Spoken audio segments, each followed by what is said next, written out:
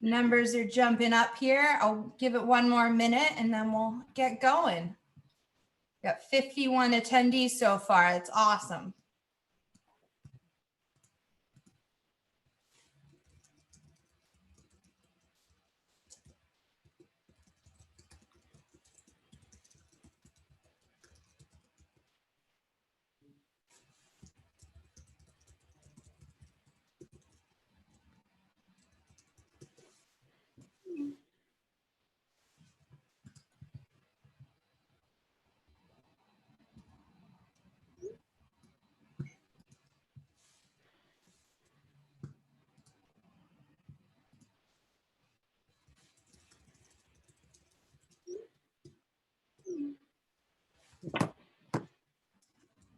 All right, well, we're gonna get going. We're about 61 attendees, and everyone else signing on late will just have to catch up or catch this on YouTube.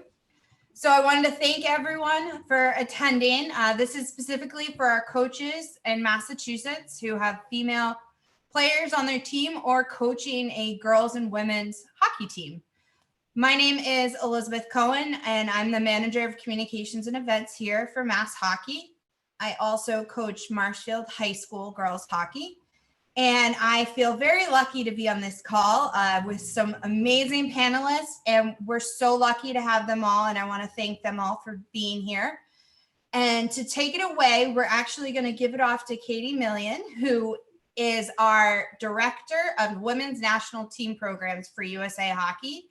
And she comes with so much experience from the Western Collegiate Hockey Association and many different operations and committees with USA Hockey, NHL, NCAA, AHCA, college hockey, and many other appointees.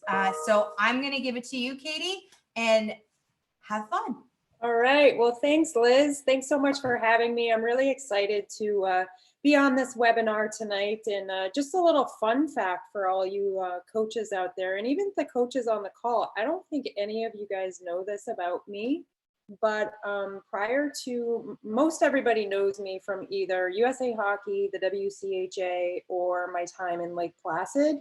But I actually lived in Massachusetts for 3 years in the late 90s and worked for New Balance Athletic Shoe. So I'm happy to be chatting with all the Massachusetts folks tonight. Enough about me. This is an absolutely all-star lineup of coaches here tonight that you guys get to tap into. And honestly, if I read each one of their bios and all their accolades, I'd take up the entire time. So I'm gonna just keep it pretty short, but go by alphabetical order here and intro all the folks on the call tonight. So first up, Lindsay Berman. Lindsay is the assistant coach at Northeastern University for women's ice hockey team. And as you guys know, the Huskies have enjoyed 2 of their most successful seasons in program history, winning back-to-back Hockey East titles and bringing home the Bean Pot in 2020. Lindsay played professionally for the Boston Blades and the Connecticut Whale and served as both a practice player and an assistant coach for the Boston Pride. Lindsay also graduated from Northeastern with a degree in business administration. Thanks for being on the call tonight, Lindsay. Thanks, Keady. Next up, Liz Keady. Liz is the associate head coach for the Boston University women's ice hockey team. Prior to that, she was coached at Harvard and Union College and head coach for the Andover High School girls hockey team. Liz is a native of Braintree, Massachusetts. She's also been an instructor at many, many hockey camps, including several USA hockey camps. And Liz is a Princeton grad, and she also spent time on the US national team and appeared in 16 games during the team's 2005 pre-Olympic tour.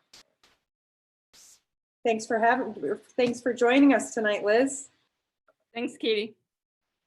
Next up, Courtney Kennedy. Courtney is the associate head coach at Boston College women's ice hockey team. She was honored by her peers in 2015 with the AHCA Women's Ice Hockey Assistant Coach Award. Courtney graduated from University of Minnesota in 2001, and she is a native of Woburn, Massachusetts. I guess it's Woburn, isn't it? Sorry. It's Woburn. Woburn. The Boston accent I've lost. We'll work on it. We'll work.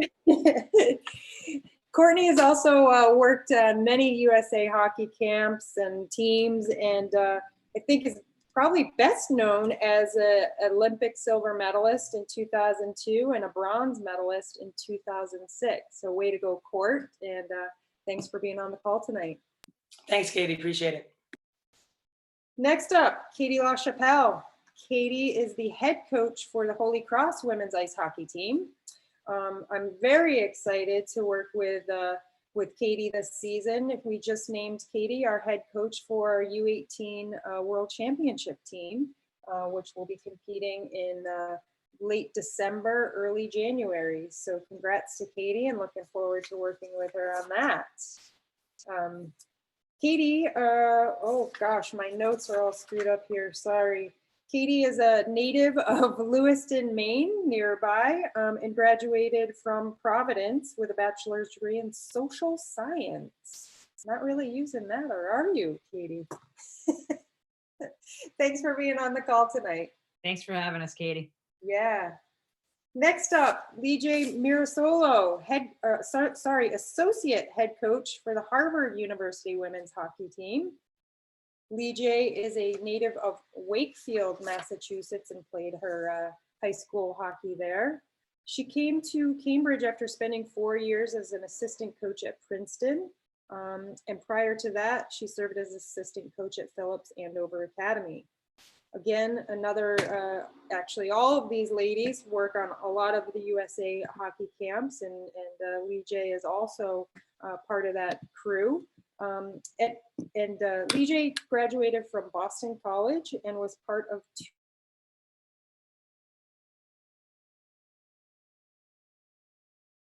We lost her, but I just want to let everybody know that I am from Wakefield, but I live in Woburn too now.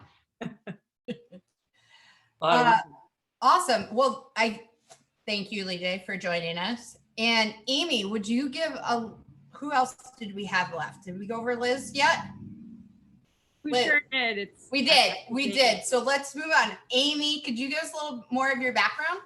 My name is Amy Zappin. I'm the goalie coach at Boston University, and I'm also the Massachusetts girls goalie coordinator.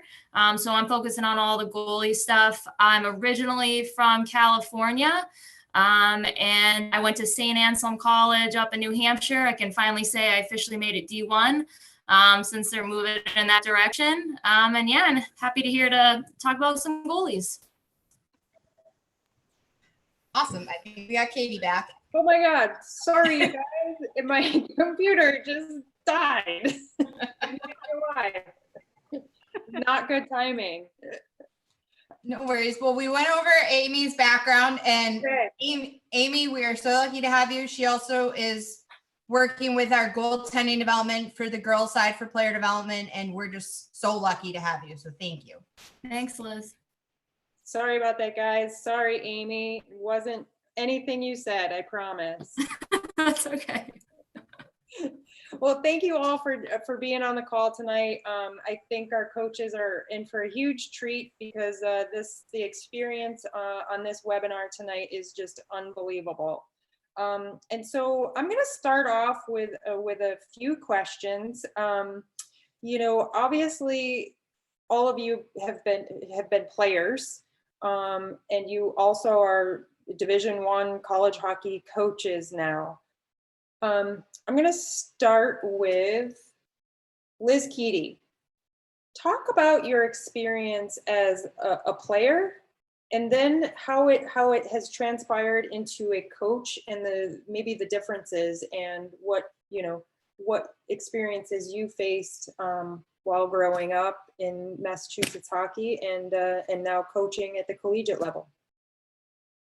Sure. I think as a player, I was really fortunate to have a lot of coaches who were very invested in me, and like they were as passionate about my development as I was at getting better. And so I was fortunate to have those opportunities, which led me to like continuing playing and be able to play on a national team for a little bit, which was, I think the things that I'll remember most from that experience were like my teammates and my coaches there. And from those coaches, I think into my coaching career, I try and learn from everyone that I've been coached by and work with. And probably, I think like two of my favorite coaches I ever had were like growing up, like in the summertime, Mr. Kennedy, which is Courtney's dad. But like, I think he's a rock star of a human, but also like as a coach, he believed in me as much as, or probably more than I did at the time. And then Jeff Campersall, who coached me at Princeton. And for me, like those two, like sort of made me want to give back to the sport. And so that's what I try to do now as a coach. Awesome. How about for you, Lindsay Berman? Same question. Sure.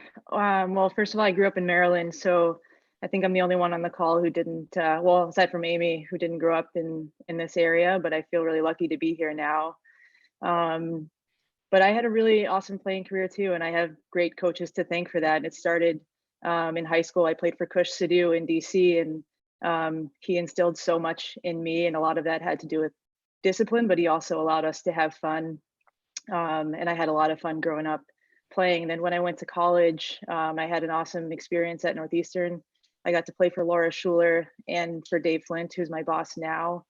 And one of my assistants in college, she asked me what I wanted to do after school. And I told her, I want to do what you do. Like, you get to come hang out with us every day and play your skates on. And I thought that was really it. So to get to see really what goes on behind closed doors and how much actually goes into it has been an awesome experience, and a lot. I mean, I've learned a ton, and I'm really fortunate to be around awesome people, and I've met such great people in this game, and a lot of them are on this call. That's awesome. So you guys, we have a question from one of the coaches on the call, Al, and I'm going to butcher your name, Al Karist. How early in your career did you have women as coaches? And I'm going to shoot this one to Courtney. Oh, so my first female coach, that's the question, correct? Yep. Would have been in high school when I went to BB&N. Kathy Newell was my first female coach. Prior to that, it was playing boys hockey because, you know, growing up, you could not play on a girls hockey team. So I played for Woburn boys. And I was fortunate enough to have phenomenal male coaches who didn't look at that in any manner, from Mark Listener to then my father, Paul Kennedy, who was phenomenal at it. So they never saw any gender. So I feel very fortunate. I don't know how many there were back then, but Kathy Newell, so my high school coach, and I don't know how many there were. I don't know how many there were that were around then. And then also in college, I also had a female coach in Laura Halderson.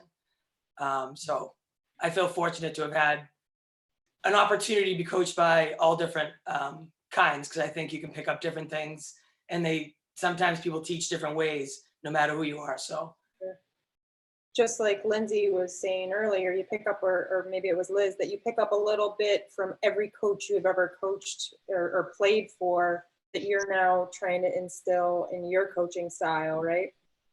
Yeah, I'm just gonna like jump in at such a huge thing, because like everything we do, like as players, as coaches, even now, we're jumping on different things and hearing each other talk. And I know LaChapelle was making some great points a few weeks ago, and just different ways of describing a skill. And so I found it very helpful. Maybe the way I describe it to a kid, it wasn't getting through to them. So it's been a lot of fun hearing people talk hockey lingo in different ways. That's great. Keady LaChapelle, what creative skills can players can you advise the coaches of these girls players? What, it's obviously a tough time, and a lot of people aren't able to be on the ice or be in the gyms working out, but what are some of the creative ways that, you can give advice to these coaches that your college players might be doing right now with obviously limited access? Yeah. Right now, for everybody, it's tough trying to get into gyms or things along those lines, but I think it's actually kind of a neat time. I'm a little older than everybody on this panel, except for maybe Courtney. I got her by a few years, but you know, back when I was younger, it's almost kind of like everybody's got to go back in the day a little bit here. You know, you're getting a tennis ball or a golf ball, and you're watching TV at night because everybody's watching Netflix movies and all that right now.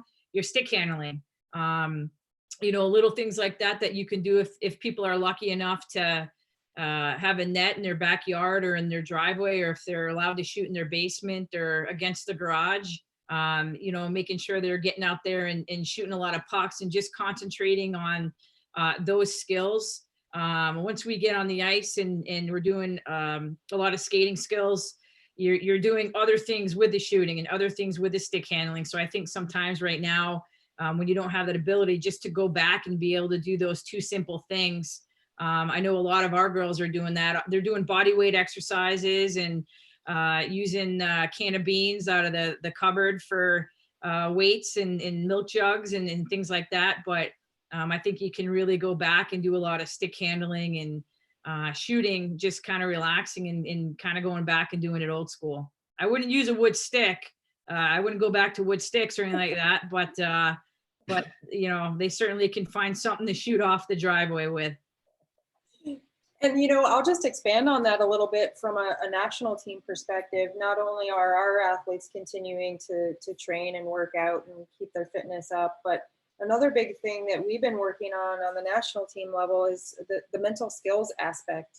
This is a perfect time to deep dive into that area. And, you know, one of the easiest things to do right now, even with, you know, some of your younger players, is start them journaling. And it's a lot of self-reflection there. So just to add on to what Keady said. Another question from Aaron Williams. How would you suggest better supporting girls on a co-ed team? Best practices for beating the gender bias? Jiae, how about you take that one? That's a really good question. And I think we have a tendency to talk just to the girls or the women about it. And what I think is that we have to talk to everybody. And so I think that making sure that we're listening to one another and talking about how, all right, this feels like this to me, you know, and I think times are different. The girls are probably not changing in the bathrooms anymore versus in the locker room. There's probably better spaces, but I do think that there are different ways that we can talk about the way that someone is feeling about something, whether you're a boy or a girl, a man or a woman. And so having said that, I think, again, not just making it like, oh, there's no gender here, which I think is important when you're talking about athletes, but also talking about the differences between the two, or what it might be like for a girl playing on a boys team, and letting the boys in on that, and what it might be like for the boys to have a girl on their team, and sharing those. And I don't mean to get all corny and like and touchy feely here, but I do think that talking about our feelings is important, and understanding everybody has a different perception, and everybody's perception is their reality. And so trying to look at it from someone else's vantage point and having some empathy is a good way. And that, again, goes for the boys on the team and also the girls on the team. Awesome. We got a question for Amy Zappin. Amy, this it was a question that came in earlier. Do you believe that all girls high school teams should have a goalie coach? And I have a feeling your answer could be biased here, but. I mean, I would love every team to have a goalie coach. Oh no, she's gone again. Do I think it's realistic? Not necessarily. Like, I know, like, even for Division I schools, goalie coaches aren't required. It's not something that you have to have on staff. I will say the one thing for high school coaches especially is if you don't have a goalie coach for your team, just kind of start thinking about maybe every once in a while allowing your goaltender, maybe you have 2 goalies and you guys get them on some sort of rotation to where they can do some sort of goalie skills once a week or every other week, just so they're getting a little bit of love on the goaltending side. And then obviously as coaches and assistant coaches, if you guys can just kind of educate yourself the best that you possibly can to be able to help your goalies out during practices, I think that's going to be huge. I don't know if I don't think we're there yet to say that teams are required to have a goalie coach. I would love that, but I just don't know if we're there yet. All right, this next question is for Lindsay Berman. This was also another one that came in a little earlier. What can we do to have our high school girls communicate on the ice more effectively, particularly in the defensive end as we retrieve pucks and work to break out? I don't know why, but for whatever reason, I do think girls are a little reluctant to speak up. I don't know if they don't want to be bossy or don't want to step on anybody's toes, but I can see where this is coming from. We try to incentivize speaking up and talking and calling for the puck a little bit in practice, where you don't get the puck unless you call for it, or you can make a game out of it too, where we play, I learned this game at Ring Sport a couple of years ago at a summer camp where you had lines in all 4 corners, coach in the neutral zone with the puck, and one player from every line sprinted to the neutral zone, and whoever screamed for it the loudest got the puck. And then it was like every man for themselves after that. But I think some way to incentivize calling for the puck and talking to each other in practice. But also I think it comes with off ice. Like the more comfortable your players are with each other, I think the more they're willing to speak up on the ice, which I think is a little bit harder in youth hockey compared to college, where we spend every second together. But those are 2 ways I think could ramp that up a little bit. Awesome. All right, this next question is going to go out to Keady. This is from Lindsay Arkin. What advice would you give a female player whose career has just ended and encourage her to transition into coaching? She also says financial resources can be a deterrent, but putting that aside, what other hurdles potentially stand in the way and how they can be overcome so we can get more women coaches in the game? Yeah, I love that question. You know, I think it's something that we all think about. It is tough sometimes with the financial part, but like you said, if you put that aside, I think one of the best things to do is reach out. I know personally, I get a lot of people reaching out, and anything that I think a lot of us can do to help, whether it's, you know, maybe if we don't have a position open, but we have a volunteer position, or even if it's just us being able to sit down and have conversations with them, or sit on the phone and chat, anything that I know the coaches in the game would be more than willing to do for young coaches, young females that want to get into coaching. But I think that's where you start. I think you start getting on your email. I think you start getting on the phone and seeing if you can get in contact with people. I know if we don't have a position open, but I've spoken with someone that I think is really passionate and wants to do to get into coaching.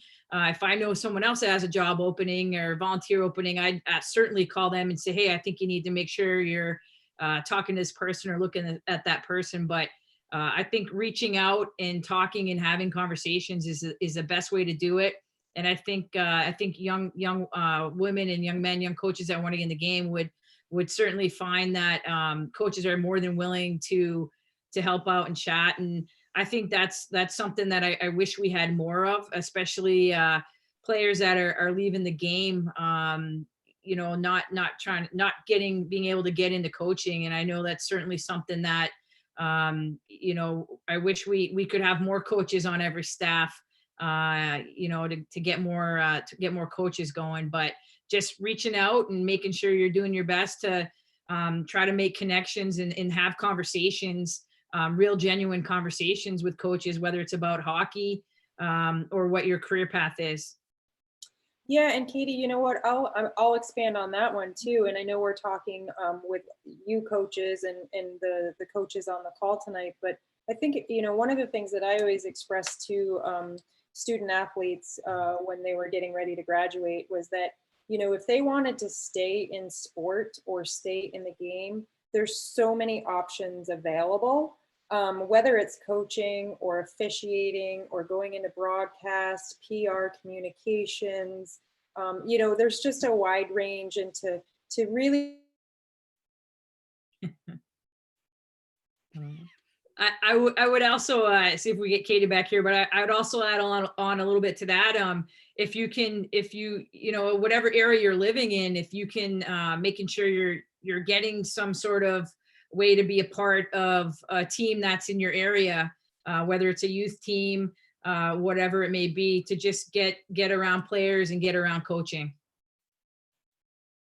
I was just gonna jump in. I had what I think is interesting with that is like there's no need to go right into a Division I college #1 assistant role. I think there's a lot of opportunities to grow, and as yourself, you might have played at a high level, but it's a lot different when you're on the bench and you're sitting there and you have to make that decision. And so I felt fortunate to be able to go to BB&N and kind of play out and be a head coach and run a bench and learn about all the things that make coaching tricky, because it's certainly not teaching a forecheck, and it's certainly not, you know, going over the face-off play. It's all those little things. Sometimes it was just like figuring out who's coming back on the bus. Like, so I feel like that all that manager stuff that went with that, I thought made me a better person to go on to that next level, because I was already dealing with that stuff. So I always urge kids, don't worry about the title. It's all about what you're growing and learning. And if you get too caught up in what things are in your name, forget it. You won't make it.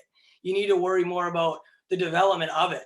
And so like when I go to BB&N, I'm working with, you know, the men's coach over there was Terrence Budd at the time. Great guy. We have a lot of fun. We learn a lot of hockey together. I think that's like a big deal in terms of moving forward and what I take to when I go to college. So I hope more college players stay in the game. The other side is they know the culture. If you play D1, you play D3, and you went through those whole seasons, you went into playoffs, you know what it feels like. You can't really teach that in a book. And so I always think any kid who played hockey, I hope they come back and coach. But I always urge them not to be, don't be discouraged at starting at a U12, U14, U16, get into a prep school and start to learn that way too. Keady, can I jump in for 1 second here? I think in terms of the hurdles, just to build off of the question that I answered before, one of the other hurdles is that it seems that, and I'm not talking about what can actually be done, but what people maybe who are hiring people, what they feel can be done, because women tend to only coach women, whereas men, it seems, can get hired obviously on the men's side, but also on the women's side. And I think that's something important for us to think about, obviously, but also something for players to think about, and coaches at all levels. And so that's in terms of what Lindsay Artkin asked, that is a hurdle for women. There are just more jobs and more positions that men can hold or get hired for. I'm not going to say the word do, because I think that anybody, if you're a good coach, you're a good coach. And so to me, that is a hurdle that we need to overcome. And if we were to overcome that and we had women coaching on the men's side, I think at all levels, or more women coaching on the men's side, even, or the boys' side, we'll be in a situation where the girls on those teams, on those boys' teams, we will get to a point where we can be gender blind in some ways, instead of having it be something that there's a bias towards. So just a little tip. love it. Thanks you guys, and thanks for covering for me. I use Zoom like constantly all day long, every day, and I don't know why I've never had these problems before, so I apologize. Like a magician.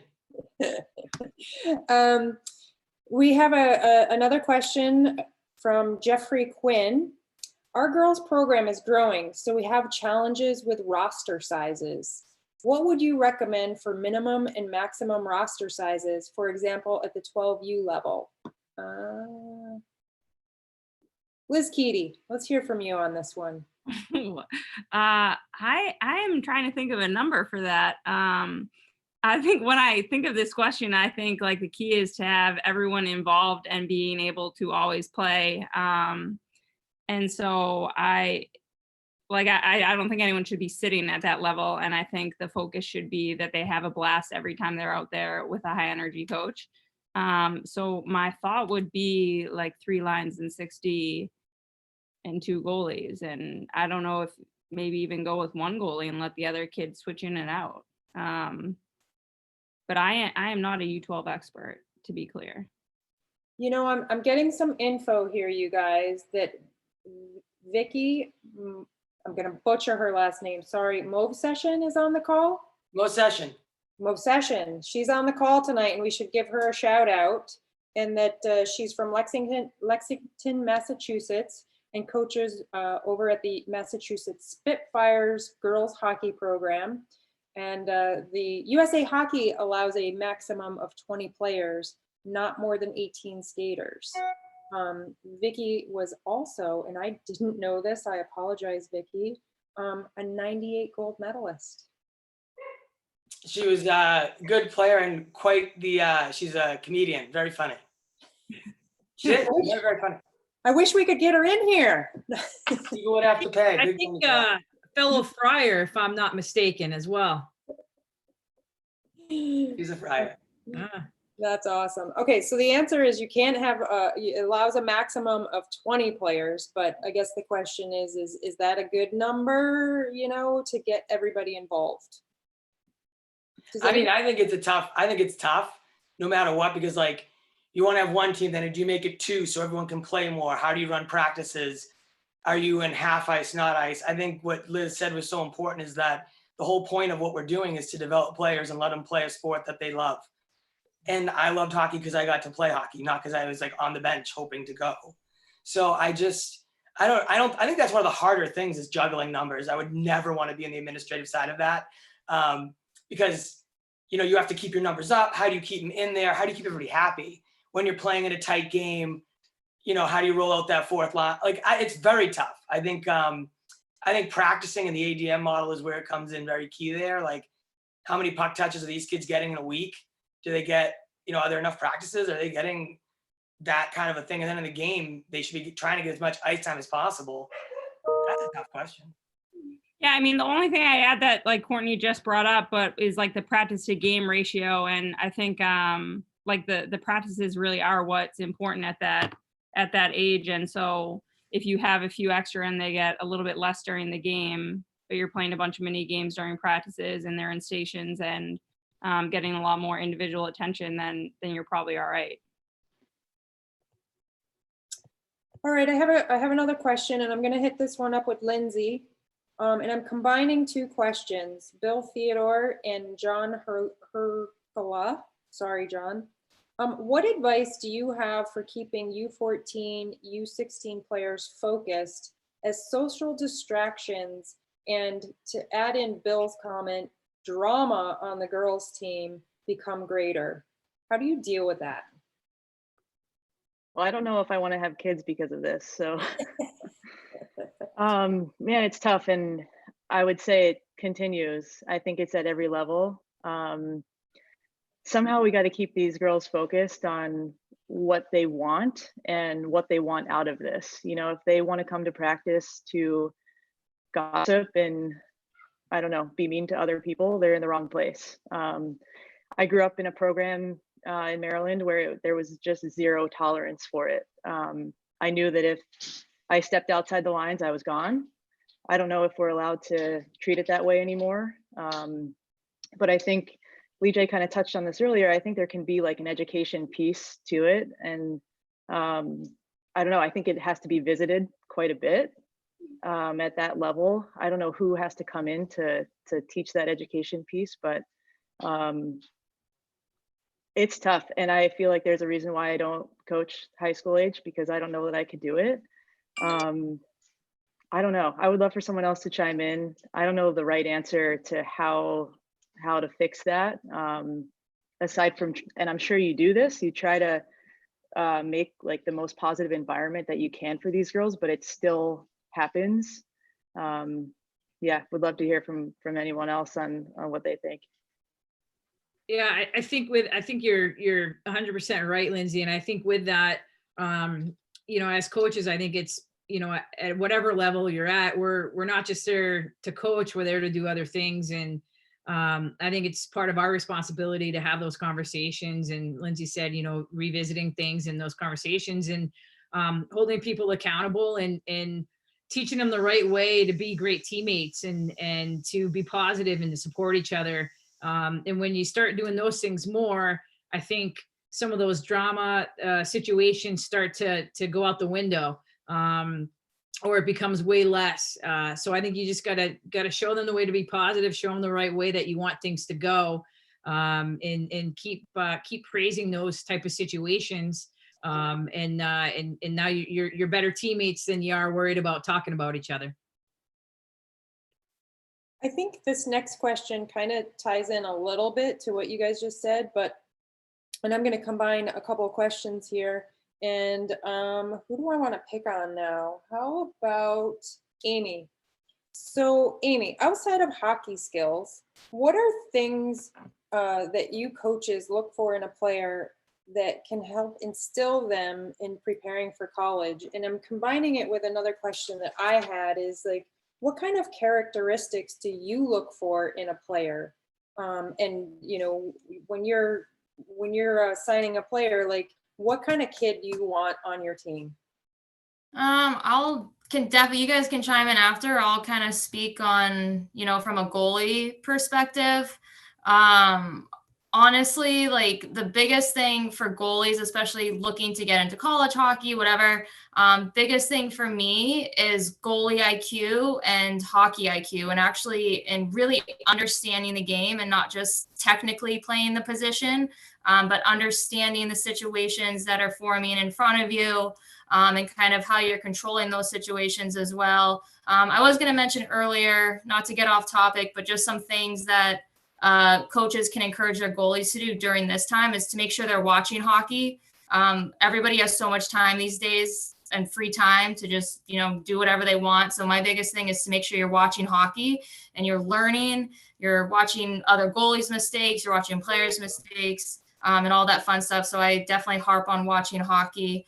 And then in terms of characteristics, I like kids who are pretty much open to anything, especially trying new things.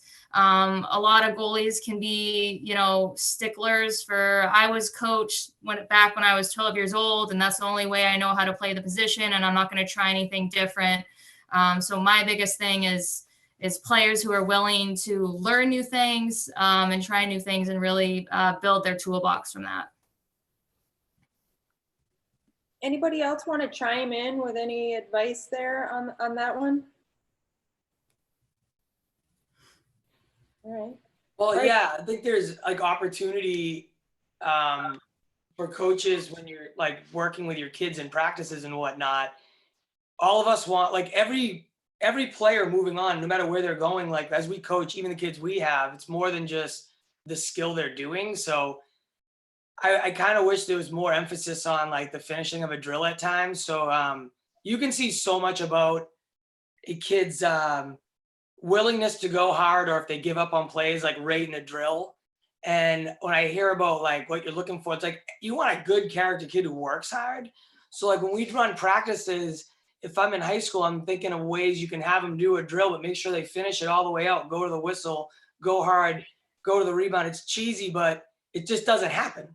And I feel like that stuff's getting lost a tad. So like if I was in high school right now coaching a group, or if I had 14-year-olds, that stuff you're thinking about is like teaching them not just about stick handling, but like playing the game the right way and what that means. And in every drill, I think you have abilities to do that. But it's a lot on the coach. You have to like coach. You have to watch. It's exhausting.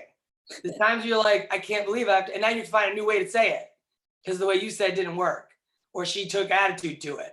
So you got to use a different way. And you have to use a different way because in the end, you have to get through to them. And they will. They're kids. They're willing to get through to. You got to get them. And there's a way to it. So I always just urge coaches, like, it is not an easy job.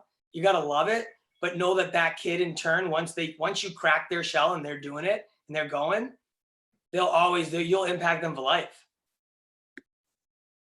Court, I'm going to pick on you again. And this is more a question I have for you. And I think it'll be beneficial for all the coaches out there listening. But as an Olympian and going through 2 Olympic cycles and being on the national team for a number of years, can you talk about the path, the journey, and what it takes, especially for you in that position, to wear USA across your chest? Yeah, I mean, as you get older, you look at it more and you're like, what? Like, because, as you go down as you do your different things. So like when you're playing in high school, I loved playing high school hockey. It was so fun. And I played for the Chelmsford Lions, which they don't exist, but we were good. It was fun. We would go, it was just so fun. I love that. I love high school hockey. And I think that the competitiveness and the love for it and the ability to play, like my dad would pick up so many games. I don't even know if you can like legally do this anymore, but like we would play I would play in like 3 games on a Sunday. I would play like Pee-wee, the better Pee-wee. I was a Pee-wee like 2. Then I played the Pee-wee 1s. Then I jumped on the midget team. And then the seniors, they needed a player. And so like you would end up just playing hockey because you love it. You're in the rink. Now, I'm not telling kids you have to play 6 games on a Sunday. What I'm saying is do what you love. And so like I loved playing hockey. So that to me, I didn't know I was on a path yet. So all through high school, I was just playing. I wasn't playing to go to college. I was playing because I just love the game, and it allowed me to go to a better opportunity for me, and it allowed me to give me different doors to open, and then allowed me to go to college. But even when I was in college, I think that's when it started hitting me. It was like 97 or 96. Like there was talk of that team coming out. It was going to be an Olympic team, and you were like, wow, like I'm okay at this game. Like maybe I have a chance, but you don't really know. But you start to see it, and that's when I see a lot of these current players now, tweeting out like, I'm probably gonna screw this up, but like you can't be it like unless you can see it, And like I feel like that was the first time when you were like, wow, that's gonna happen, and watching a player like Vicky Mosession who was on that team was incredible, and so that helps keep that dream alive and that you can do it. But I think when I look at that journey through college, through all the tough times, the one thing that's consistent is having a coach who like really cared about you. Not just to get goals in that game, but like to do it the right way, to hold you accountable. Obviously like refs and I didn't get along. So like, I'm like, I got a problem with every call, and learning just to skate to the box and shut your mouth. And like, but learning that and having a coach make that important. And so I'm not some punk kid. So I became a better person through all those young teams, but because of coaches. So like my father was a big coach for me, but he coached a lot of players. Paul Keady coached a lot of players. And so a lot of people I know have had that experience where he's not afraid to be honest with you. And I think that's a big deal. And then in college, having Joel Johnson, somebody who, again, cares about you more than just the hockey player. And that's my message to every coach. Like what I got out of it was like coaches who really cared about me, genuinely. And it had nothing to do with my stats. I don't even know if we kept stats then. So, I don't know if that answers your question, but. It's great. It's great. All right, I have a question here. It's from Jeff Lawrence. Jeff will be coaching 14U girls in the fall. Never coached anything but co-ed. Can you offer and give advice and or speak to the difference between coaching boys and girls, please? And I'm going to throw this out to whoever wants to answer, and maybe some of you have been in this situation. I am not going to come from a place where I have coached boys, because it's been very limited where I've coached boys. But what I think, and this goes back to what Courtney was saying before, athletes are athletes. And so I think that to demand and expect a lot from your players, whether they're boys or girls, or men or women, is really, really important. And so I think that part of it is really important to remember. that they want to be coached and they want to be held accountable and they want to have structure, even if they act like they don't. And so to me, I'm not sure that there's like a huge difference between coaching the two. The point that I was making before about gender is more about talking about their experiences and how things might be different for them in situations where maybe they're not on the ice. And so I think, I'm not sure that there's a huge difference that I can think of where you're going to expect less of them or more of them or anything like that. But that's just my vantage point. Lee, I totally agree. And I was thinking, when I saw that question, I was thinking about when I was coming up playing, and I played boys and then I played girls, and I didn't want to be treated any differently. And I wanted to be treated the same way as the boy next to me or the boy I played with last year. And even now in the college game, I want the same thing for our girls that our men get. And yeah, I completely echo what LaChapelle said. I would try not to think too much about it, just treat them as hockey players. All right, here's a good question from Nate Ewell. Nate asks, are there general sets of skills that you wish youth coaches had developed further or spent more time on before the players got on campus? Keady, how about you take this one? Yeah, I think I'll take one and I'll let other people fill in maybe a few others. But, you know, I think you've got your obvious skills. But I think one thing that happens all over the ice, if we can learn to teach it, is angling and proper body contact. I think angling is huge, and it comes into everything you do. It comes in when you're trying to defend. It comes in when you're trying to you know, in your D zone, when you're going in your offensive zone and you're trying to get a puck back. So that would be one thing that I wish that people were being taught a little bit more, is just how to angle and then properly come in with that body contact to get the puck back after that. I'm sure you guys got a few others. I think that the two that I think of right away are probably skating. Like the best skaters can almost play at any level, and then the ability to play with your head up and make decisions with your head up. So being creative and being able to see the ice when you're doing things at a high speed. I'm not like a big, hey, everyone should learn systems, but maybe like some sort of a roadmap for the D zone, like just especially for the wingers, maybe. Like I've seen kids like not be able to play because they can't, and it's like sliding. It's like slide with your D because the puck went to the strong side, you're the weak side. Like just teach the movement of being like high slot when you're weak side. I don't know.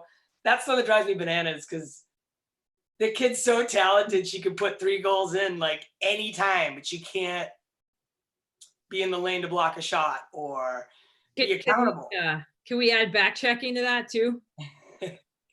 Well, like the skill of it, right? Like, yeah. And I feel like all these things could be done if you do a lot more of these things in practice, like hit them 100 times. Like angling is so hard.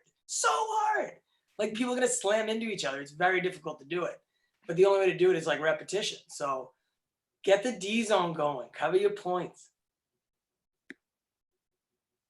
I would say 2 things. One is underhand, and I agree with everything that those guys are saying. One is underhandling. I think we have a tendency to overhandle the puck all the time because people want to dangle. People want to get the puck perfectly on their stick in order to make the next play. So they stick handle it 3 times and then look up. And Keady is talking, or sorry, Liz Keady Norton is talking about making passes and making plays with your head up. But I think, and I should say, and underhandling the puck is a way that you can keep your head up, make plays faster, and then your team is going to end up playing faster that way. So stick handling with a purpose is obviously something that you have to do, but underhandling is something that I think will speed up the play of the individual and also the play of your team. And the second thing, and I am a crazy person about this, but stopping and starting instead of looping, it just, I know I am a little bit of of a psycho about this, but I just think it makes the game, you have more opportunity to get pucks back. If you lose it, stop on it, come back right away, go and get it. That second effort is huge. And like even stopping on the net, you take a shot, if the rebound's there and you're behind the net, behind the goal line, you're not scoring. So This little tip might go unnoticed, but even helping the kids understand the changing process. So when somebody's coming off the bet, like I'm trying to go because it's my turn to go, but my friend's coming off, like how that works. Because guys, we ran a practice today this year going over it. Like you can't go out and in the same time. Somebody should jump. I can't jump and hit the one kid like my skate's stuck in her shirt. Why are you standing? You're not going. I think those are things you can discuss and literally bring up, because you don't want to look like, you don't want to be that guy in college who's like, I didn't know we're supposed to scoot. It's time to scoot. You need to scoot. Or it doesn't help that you guys only have one door. Both sides have one door. Like both teams, no advantage. Got it. All right, this next question is for Liz Keady Norton. How do you instill confidence in your players? Again, you mentioned coaches often believe in the players more than they believe in themselves. So how do you help instill their confidence? I think it's a really hard thing to do. That's a hard question, just being honest. But I always try and tell kids that like a coach should never be able to take confidence away from you. And I feel like a lot of the players that we get, even at the college level, like they want to please the coach and they want the coach's approval, and like their metrics for feedback are basically points and ice time and if they're on a certain line or a certain system. And so I think like as a coach, like I try and reward like the things that I value, like hard work, second effort, blocking shots, like sort of the little things. And I think like putting time into them and their development is critical. Like it's a big demonstration that like they are worth your time. And I think having those conversations, I think sometimes coaches can think that players know that they really like them, or they know that they think X, Y, and Z about them. But I think honest and open communication and allowing kids always to be in a position where they have upward mobility. But I think All right, we got a question here from our friend Allison Coomey, who's the assistant coach at Penn State. Allison asked, to piggyback off of Lindsay Arkin's question, what was your biggest challenge or misconception when you transitioned from player to coach? And what would you advise to give someone getting into coaching? Anybody want to take that? I can start, and I know you guys are going to have a ton of things to add because, you know, Courtney, you only get one thing to add because you could have added about 52 skills there. But like, I mean, you when you're a player, you have no clue how much your coaches are actually doing. That probably has nothing to do with hockey. And I think that's probably one of the biggest things. You know, the food orders, the making sure their classes are going well, you know, all those things I think was a misconception. I thought, you know, hey, here we go. I get to coach hockey and be on the ice all day and everything's going to be great. And then you sit down and you're saying, okay, I got to do all this other stuff. You know, but I think that's one of the biggest things is it's not just the hockey part to it. It's all the other stuff, especially caring for the athletes, but I'll let you guys add a few others. Hi, Kumi. Great question. I agree, Lash, and I said it earlier. I thought I was just going to go to the rink and throw my skates on and have a great time. And it is the best job in the world, but there is so much more to it. Advice I would give, and I don't have the most experience on this panel, but in the 10 years or so, I guess I've been in this. One, I would be willing to put your time in. Court talked about it earlier. Don't be so concerned about the logo that you're wearing or what level you're at. Be willing to put your time in, and also just try to learn as much as you can. Like grab somebody, talk to them, try to meet new people, and just be as open as you possibly can, because there are some really awesome people in coaching. I think to add to that, like the transition for me was like, I don't know that I should say this on record, but like, I think I had to apply to like upwards of 15 jobs, like before getting an interview. And then I ended up not coaching hockey, but coaching at a gym. And then I worked my way up to a U12 team who didn't win a game all season. And like, we celebrated, like we got the puck in the offensive zone, or we only lost by 5 that game, or we got a shot on net, like things of that nature. But like to Courtney's point earlier, like sort of taking what you can get and making it work. And my first coaching job was a college coaching job, was 3.5 hours away from my house with 4 dogs, and my husband was on the West Coast working. And so like finding a way to make it work, because now like I wouldn't change my path. Like it's made me the coach I am, and I'm grateful for all those opportunities. But I think when they come up, like being willing to say yes and embrace them regardless of the circumstances.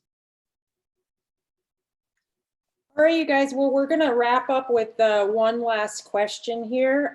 This one comes from Lauren Grout, and I'm going to have each one of you guys answer this. So what is one thing we can do to improve girls hockey at all levels? Lindsay Berman, we'll start with you and go in alphabetical order. I was just trying to find the question. How can we improve girls hockey at all level? Is that Yep. what was that the question? Yep. Encourage people to love it. I just, the girls that we see coming up that love the game and want to play and want to do all the right things, like be a good teammate, I think they're bringing the most to the game in general and the next level, whatever that might be for them. And I think keeping people involved, Court touched on it earlier. If you're in the game, try to stay in the game, try to recruit other people to stay in the game. Yeah, I think that those things can help grow our game. Thanks, Lindsay. Liz Keady, Norton.